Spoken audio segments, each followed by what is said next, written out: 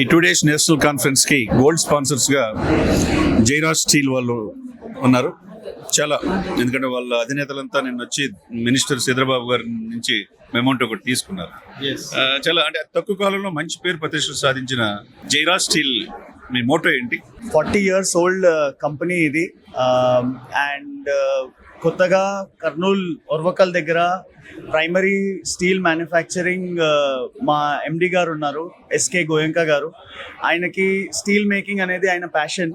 So ఆయన ఆ ప్యాషన్తోనే ఇప్పుడు కెపాసిటీ 30,000 tons per monthతో స్టార్ట్ చేశారు.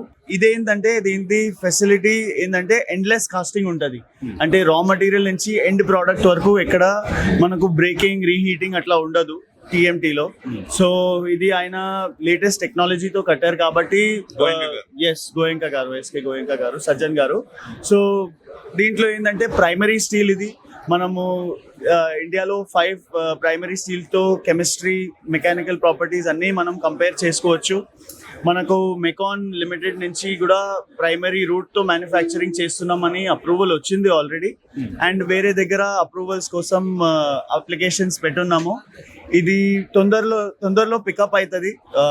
నియర్ ఫ్యూచర్లో చాలా మంచిగా ఎక్కుద్ది brand.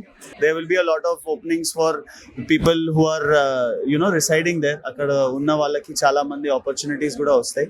So it is a very good opportunity for us as well as the state there. All the best. Thank you sir.